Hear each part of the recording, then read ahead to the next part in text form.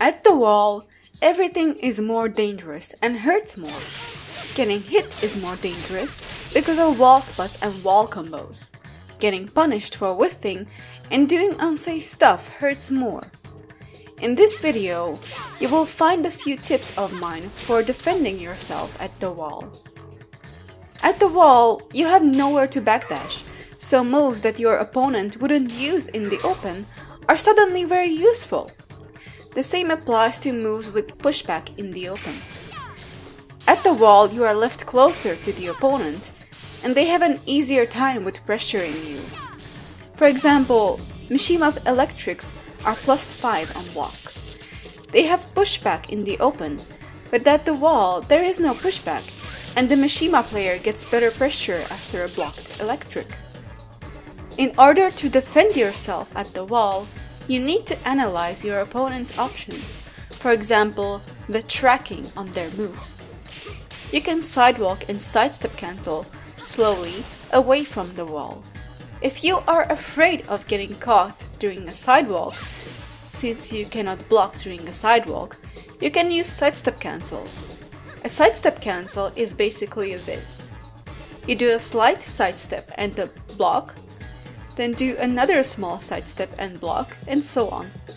And eventually, you won't have your back against the wall anymore, and you have a smaller chance of getting hit during the cancels than during a sidewalk. Sidestep cancels are especially great when you don't want to get hit by homing moves, but you still want to move around a bit. A sidewalk is much faster though. I would go for a sidewalk if the opponent's character is linear, and you expect a linear mix-up, for example Kazuya's. My next tip is, practice your throw breaking. Beware of wall splatting and launching throws. For example, Negan's, which you gotta duck because it's unbreakable. Or Kazumi's, but that one is breakable, you break it by pressing 1+2.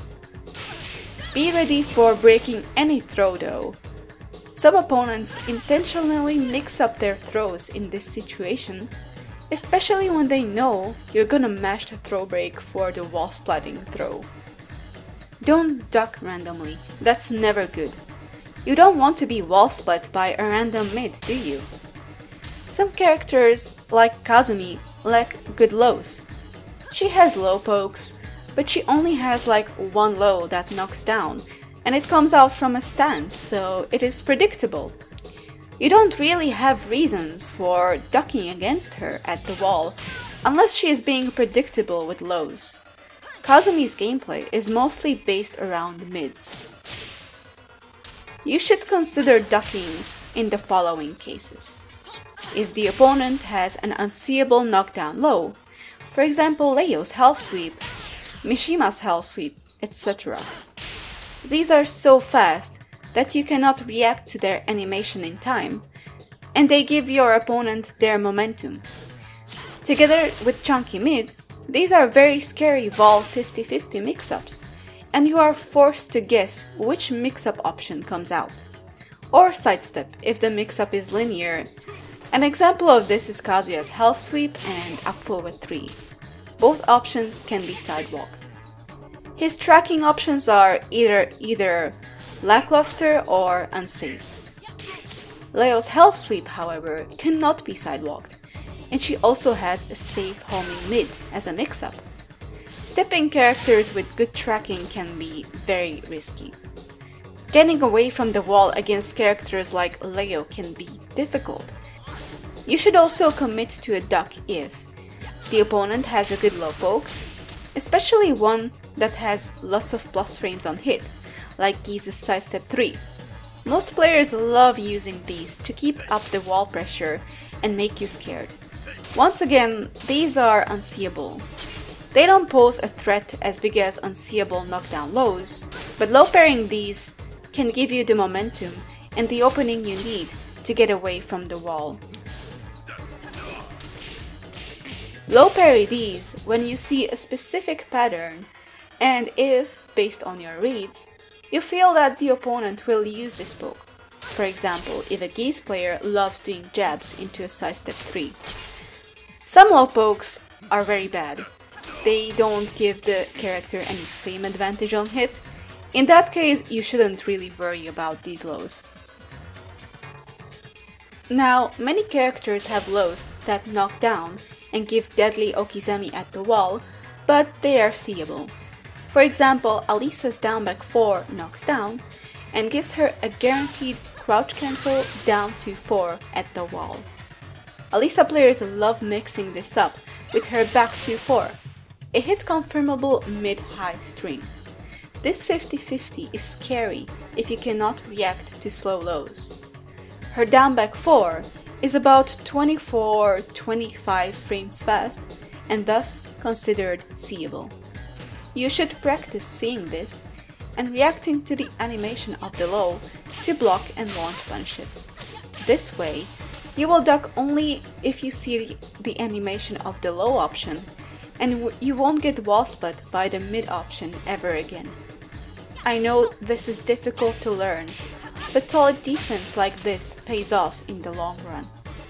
Keep in mind that we are all humans, we make mistakes, and nobody blocks every seeable low on reaction every single time.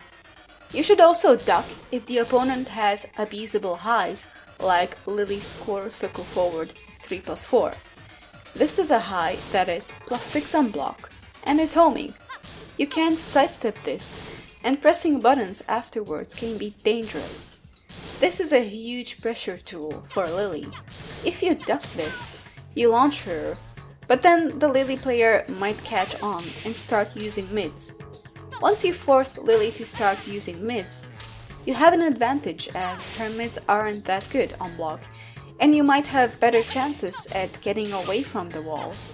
The same applies to characters like Anna. They have good lows and highs, but pretty bad mids. Watch out for random gimmicks as well, like Kazuya's mid unblockable. This is quite fast, and you should expect this when facing a Kazuya player. Be ready to either sidestep or interrupt the unblockable. Some characters, like Hachi, have a beastly wall game, with options that track to both sides. For example, his full crouch down forward 4 low gives him a guaranteed forward 2, and is unseeable.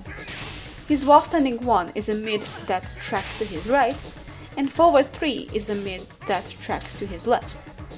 Back 4 is a pretty quick, safe homing mid, and if you try to press buttons, his quick down forward 1 mid has a wall splitting extension that can be hit confirmed, and it will interrupt your retaliation attempts.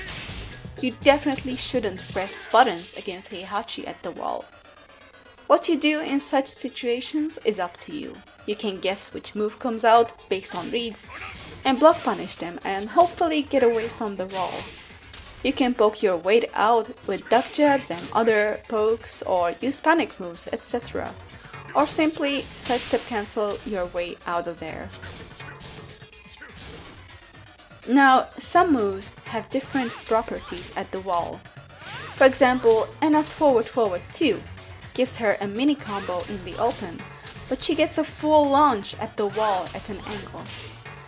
Another example is Xiaoyu's 1+2.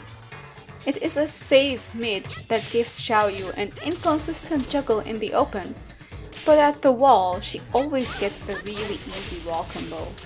Expect opponents to use these moves more often at the wall. You can also use a wall flip to get away from the wall. Some backflips leave your character backturned, giving characters with backturn stances an advantage. You do a wall flip by pressing back and up while you're really close to the wall.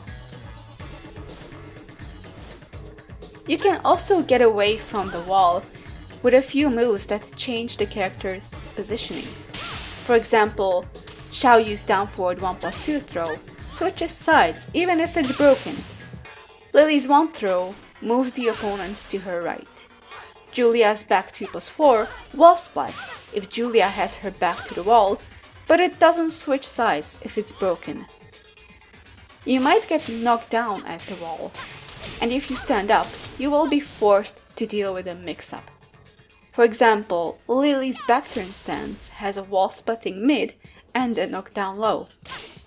If you don't want to deal with this 50-50, you can stay on the ground, wait them out, and then stand up. Don't abuse this though, because your opponent will just begin to spam you with ground hitting moves every time you end up on the ground. Well, that's it for this video. Hang in there if you want to see more guides from me, as I have more general ticking guides and character guides planned for this week and next week. I'm sorry for being lazy last week, but I'm trying to make up for it now. I'll upload the Q&A video I told you all about a month ago. I was waiting for the right moment for filming outside, but it's constantly raining, so I'm sorry. Well, take care now, and I'll see you next time. Bye bye!